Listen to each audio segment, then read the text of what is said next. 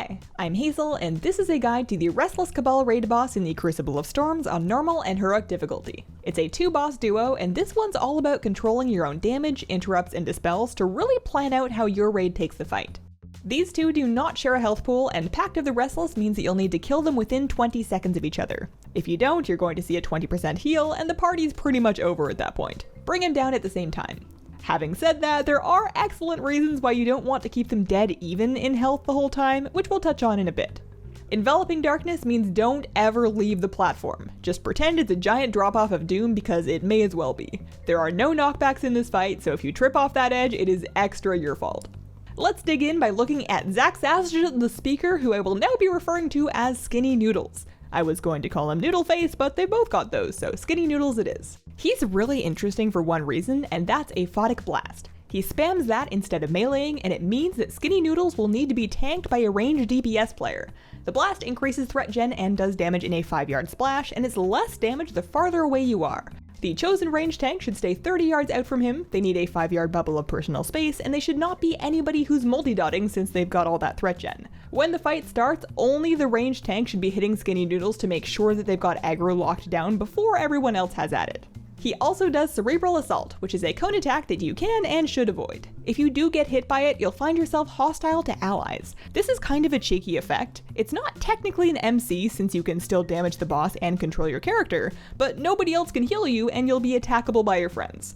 They should choose not to, but you know them, we all know how this ends. Get out of the cone and don't attack or CC anyone that got clipped. He will also mark people with Dark Herald, which applies promises of power to anyone in their purple ring for 5 seconds. This is a similar idea to Whispers of Power from Shrine of the Storm. Once you've got it, it'll start stacking up your damage done, but also your damage taken. Use this to help the raid hit DPS checks, but I'd say make sure that you have a dispel plan to take it off before heavy raid damage. If 6 people have it and you only have 3 dispels, you'd better have a mass dispel ready or else someone's getting a free snack break. Our other boss is Fathul, aka Buff Noodles. He'll cast Sheer Mind on his tank, which is your typical stacking debuff, take 3 to 4 stacks and then switch and wait for it to fall off before you take him back. He'll also toss out Void Crash, which is like a bouncing Shadow Crash that gets smaller after its first 2 bounces. Dodge it when it's big and medium, but then have one player stand in it once it's small to take the reduced hit and make it go away. If you get Crushing Doubt, get out. It rhymes, so you can't forget. It slows you down and then explodes for raid damage with a distance drop-off, so with Crushing Doubt, get out. Just don't leave the platform or go trip on the poor range tank. Maybe mark a doubt spot. So that's the basics of what they do personally, but we've also got 3 relics just hanging out in the arena. When each boss reaches 75, 50, and 25% health, they'll activate the relic nearest to them. The relic will do a thing, and then that boss does a thing too. Power Overwhelming means don't double up on relics per dude. There's 3 relics, so each boss should hit each one once. The range tank will need to do some positioning of Skinny Noodles by max ranging his cast and then having the boss chase a bit. Make sure everyone is giving them space while they're repositioning. The crown-looking thing is the Tempest Caller. When activated, the raid will take big pulsing damage with Storm of Annihilation, and they'll also deal reduced damage while it's up. On top of that, if anyone is below 25% health, they're just super dead, so you want to have no promises of power buffs up when this starts. You're gonna want healing cooldowns and personals to survive this, so maybe do this early, and then late in the fight so you can get those back for the second one. Third, Storm Attunement will buff that boss with 10% damage done. Every relic activation has a buff like this, so towards the end of the fight, both bosses will be hitting 30% harder. The glowy rock is the Void Stone. When that's activated, Embrace of the Void will make everyone immune to healing, which sucks. Try and top everyone before this starts, and then obviously end it ASAP. Umbral Shell will put an Absorb Shield on the activating boss, which you damage through to end Embrace of the Void. Take Promises of Power stacks if you need to, and focus DPS on that boss. The Splooshy Fork is the Trident of the Deep Ocean.